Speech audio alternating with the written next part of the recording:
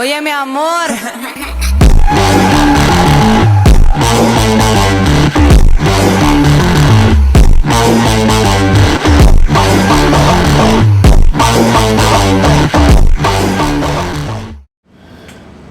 Welcome back, YouTubers and YouTubettes.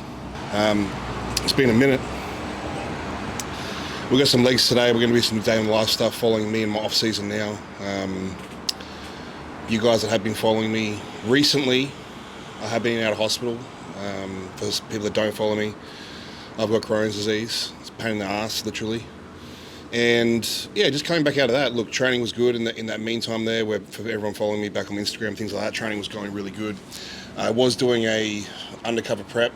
I was doing some shows overseas, the Italy Pro and Spain Pro. And things just kind of fell apart at 5 weeks out. Got admitted to hospital, couldn't train for 6 weeks.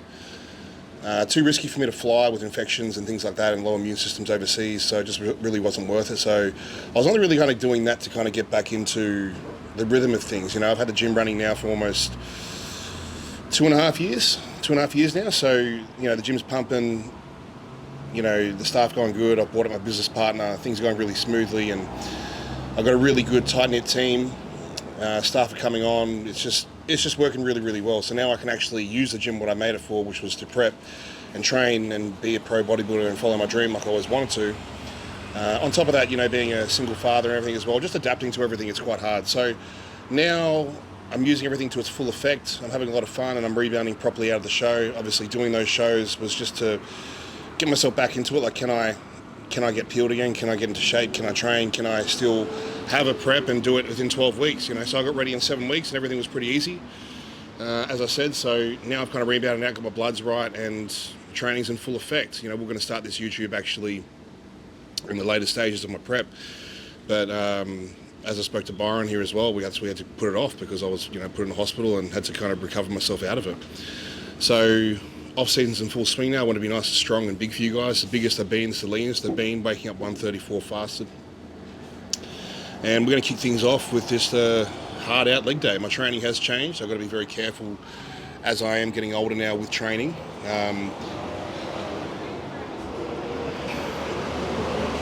As I'm getting older with training, a lot of time on attention, a lot of refining my physique, not so much, you know, the big heavy 6-plate squats, 7-plate deadlifts like you guys used to see me do. I've had to kind of come into play now and utilize the muscle that I need to work so I can complete my physique being a taller guy. So it's a lot more grueling, it's quite hard. The workouts are sharp and effective and executing it really, really well, and I'm still tracking everything day by day. So I've just finished my walk. I'm just kind of having my coffee. I like to have a coffee and a pre-workout before I start, like a non-stim pre. Just kind of sit out and go to a cafe, because even though I love my gym and I work hard in my gym and do what I do, I like to have a different setting just to kind of come out, regather my thoughts, and understand that when I'm going back in there, I'm driving to the gym to train. This is for me now. This is my job as a professional bodybuilder, even though I don't have money from it. But, you know, just treating it more serious, you know, not just kind of being stuck in that work mode headspace. So I'm kind of feeling good. I'm ready to rock and roll. This is the intro. It's probably the longest intro I've done. It's been quite exciting to get back into it. So, sit legs.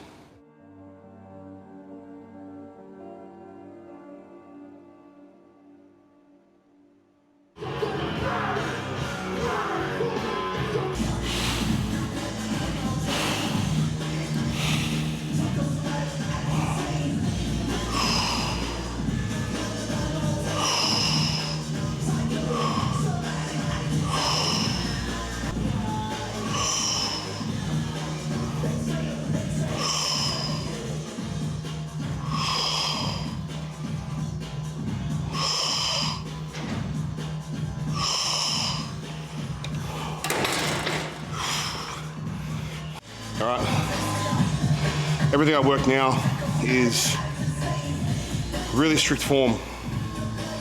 As I said before when I was having a coffee, you know, for so many years, you know, lifting heavy and hard, I think I built my foundation. I think it's needed. I still train smart, like my form was still good if you were videoing it, but as far as contracting the muscle needed, probably not. And the amount of time I was out due to injury, because strength was also my biggest weakness. So you become too strong for your tendons and ligaments and recovery and ego and things like that. So now I've got to use that controlled aggression, as the new word on the market at the moment is. But it's working, you know, and I'm training more effective, more consistent, because the fastest way to grow is to not get injured.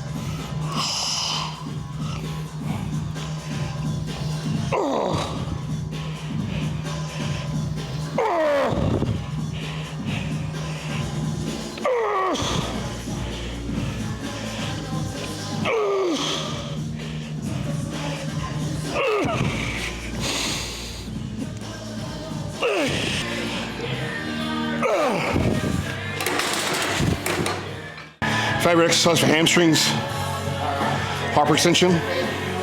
Nick McCallum taught me that one. I used to always feel my lower back until we learned how to actually do it properly. I've kind of created a hybrid for myself though, which I enjoy now. And I do a good morning on the hyperextension. I've got very thick erectors and they tend to take over, and it forces me to, they force myself to kind of latch over. So to keep my back locked into place, use my mid traps, use my lats and put into play, I use the barbell to straighten my back completely so I can get my torso on greater flexion, so I get a better hip hinge when I'm doing the good morning on the hyperextension. So I'll swap between both workouts because it'll push-pull legs, which you guys will see in this series on my other leg workout. But on this one here, I like to isolate better. I do feel it a lot more doing the good morning hybrid in with the hyperextension.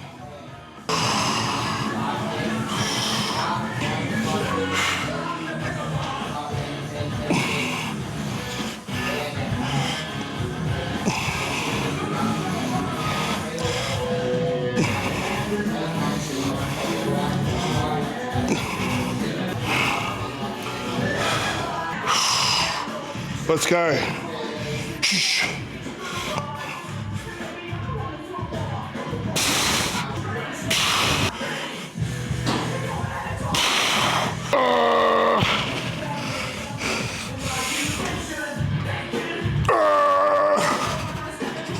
Come on. Come on. Let's go.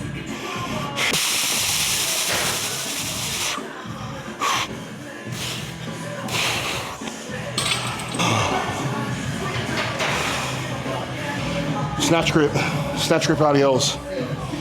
Because I'm warm, I'll go straight to 100. I might get 120 maybe. I'm more focusing on the pause at the moment. Lately I've been doing it on the Smith, but it's taken today, so I might be a little bit rusty doing it free weight, but I hold a snatch grip because it involves more of my upper back. Even though I trained back yesterday, you can't really get enough back, so that needs to be a strong point of mine. When you're doing these hip hinge based movements or workouts, if your lower back's taking over, there's usually a problem, a big problem. And you can say it's overtraining. I think it's disorganization. If you're utilizing your glutes, hams, lats, abs correctly, your lower back shouldn't be taking over. Sure, there's always going to be a bit of blood flow there, but the key here is we're trying to use the surrounding muscle groups to protect the lower back. All right, let's go.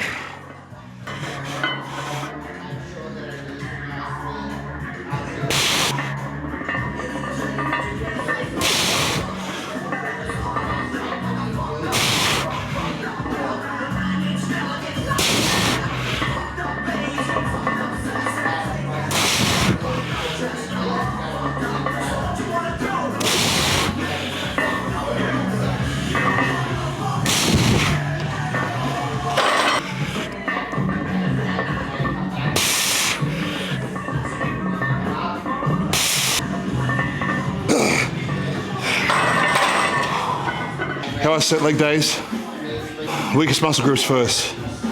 I used to always squat and things like that first and leg press and everything, but I figured with me, I didn't actually have that bad of a sweep. I'm working a lot of the hamstring adductor. The reason I work the hamstrings and adductor first in my leg workouts is for the simple fact that someone says flex your bicep. People look at the bicep, but really it's the tricep that gives the girth to the muscle group, the arm. Legs are the same. You can have a good sweep, but if you've got nothing closing down the middle, or you've got no deep, thick hamstrings when you turn to the side, the legs are pretty well useless. So even though people will give the quads the recognition for the big legs, it's the hams and adductor, and I wish I knew this earlier. So that's the primary focus. That way when I start hitting my hacks and my leg presses and things like that, I can really narrow into those areas, change my foot placements, still work deep, but still work the same areas. And look, under that kind of load, the quads are still going to get effective stimulus from it anyway. I find I actually have a better squatting pattern and leg press pattern from that as well, for less risk of injury.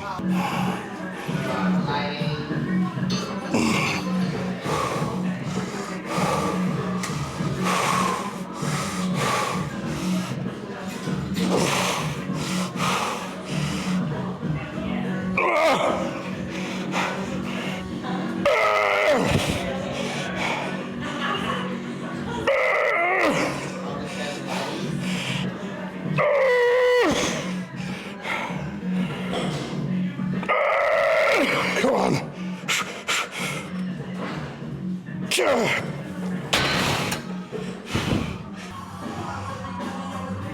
9, 10.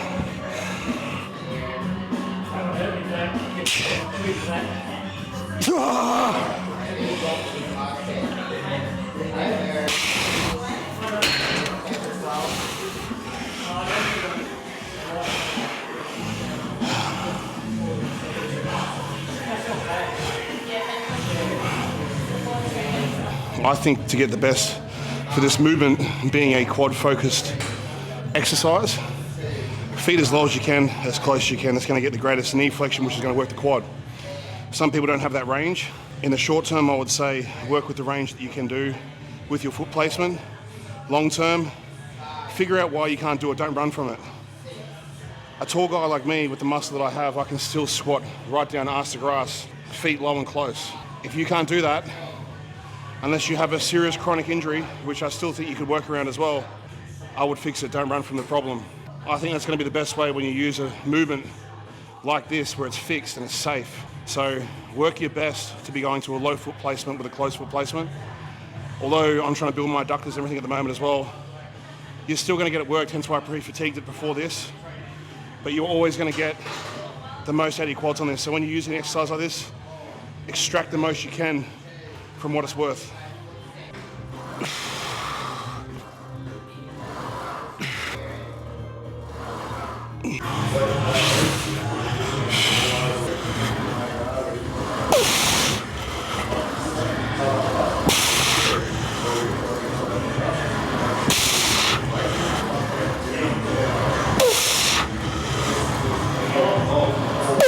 Come on, one more.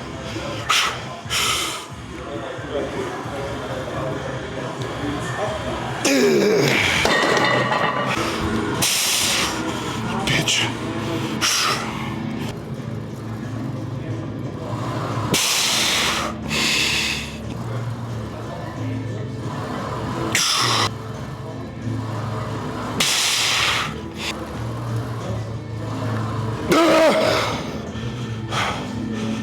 Just two. Just two.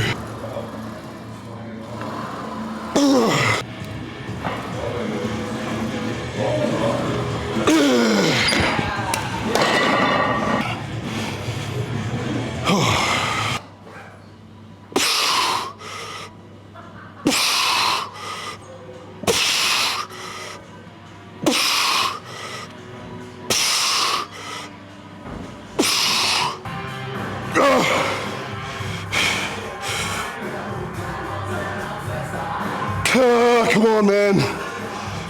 Just get one more. Don't bitch it. One more.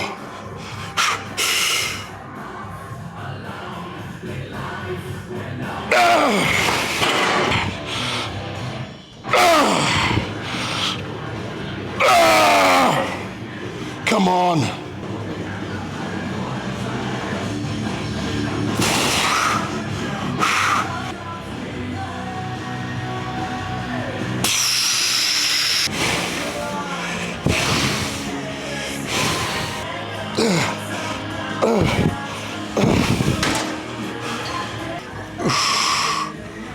on, man.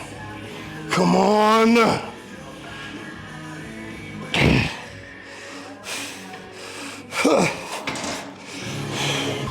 Session's done, man.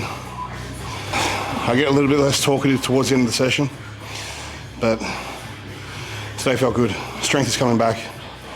And look, when you try something new, your strength is always going to change and adapt. Well, your body's going to adapt to it and you get stronger over time. So as long as I'm staying in those variables, keep everything controlled in the right tempo possible, I'm going to get the best time and attention for my legs, which was a weak muscle group, but they're coming out very nicely. So we're just filling the gaps now. Rest of the day today, client check-ins, client calls, doesn't stop. And then I get my daughter back this afternoon from daycare. So I usually rest a little bit after I hit legs or any workout, a good hour or two before I eat. I'm not going to go eat right now. I don't really believe in that whole post-workout window thing, especially now when you're eating 6,500 calories. I do it in 3 meals. It's actually better for my digestion that way. So I'm going to wait about an hour, get my head back, have a shower, chill out, let my digestion come back, let all the trauma leave my body from legs, and then I'll get my meals in. Other than that though, you'll see me do a client check-in now with Stacey. She's competitive from the weekend. Then we hit the rest of the day, man.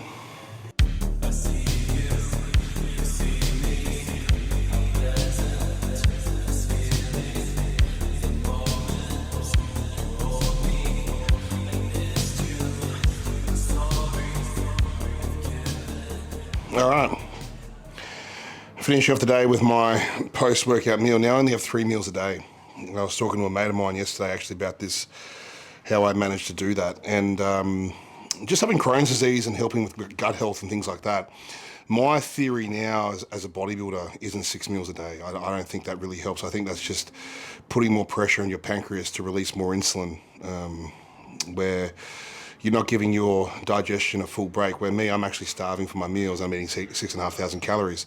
Anyone that used to work with me or anything like that, they will tell you that I couldn't finish my meals. I was eating 5,000. So I'm smashing these meals, high protein based meals. And this is my only meal here that I actually add protein powder to it. And it's just really just for taste. All my protein, I have about 500 grams of protein a day. And it's all from meat. So this is my only chicken meal, just to give myself a break from red meat. But I have 1.2 kilos of red meat a day, morning and night. We'll go over my diet in the next episode, but just for now, post-workout, I've waited about an hour, I'm feeling better now. And essentially it's 500 grams of chicken thigh, so I have some natural fats coming in from that as well, a little bit of Nando sauce just for taste. 200 grams raw weight rice. Don't talk about white rice, brown rice, whatever it is. I just swap between the two because I like both of them. Rice is a good digesting carb for me as well with my gut, so that's what I lean towards. This one here, pretty calorie dense. 120 grams of oats, a full banana, 50 grams of sultanas, 20 grams of Manuka honey, 20 grams of WPI. Again, I just use WPI just for taste, literally. And 150 grams of either kefir yogurt or natural Greek yogurt. Did I miss anything, Kathy? No? Sounds about right. Yeah, so that's my meal that I will have. So if I have 3 meals a day, I'm spacing them about 5 to 6 hours apart. And I'll smash this easy. I'll smash this so easy, and people think, you know, how do you only have 3 meals a day? I've started working this into my clients. They feel better. They feel more satiated. It's a better relationship with food. Like, I'm eating 6,500 calories, but my general concept is that I say to the client, I say, look, if we'll put it out in the wild right now and we had to go hunt our food, it would take us all day to catch something. If we did actually catch something and we'd eat it for dinner, we're not eating 6 times a day in the wild. So I don't think we're actually personally meant to have 5, 6 meals a day. Someone like me though, eating 6,500 calories as a pro bodybuilder, I'll lean towards 3 meals. If I wasn't pro bodybuilding, I'd probably lean towards 2, even just 1 meal. So that's the direction I've started going with things, and I'm just coincidentally looking the best I've ever looked in my whole life. So I work this in with my clients, and as I said, this is the only meal where I have some sugar in this meal. Obviously being post-workout, just a bit easy to get the carbs in, but I actually don't have a lot of sugar either. Total amount of sugar I have is about 70 grams total per day from fruits. I don't like a lot of processed foods anymore, you know, so as I said, like I put a bit of Nando sauce on here. There's a little bit of protein powder in this. Other than that, everything I try to source is as least processed as possible, and my digestion's been great. As I'm talking, my mouth's watering because I want this food so bad. So I'm going to hoe into it. And as far as YouTube's concerned, this is episode 1. We'll probably go a bit of a day in the life of eating next round or something like that. We'll let Byron decide all that kind of stuff with that content, but we're rolling through. We hit hard leg day today. I'm in full-blown off-season, and this is probably the most focused I've been ever in my whole bodybuilding career, so it's very exciting for myself. I'm really ready to get in and get amongst it and bring you guys along for the journey. So until next time, we out.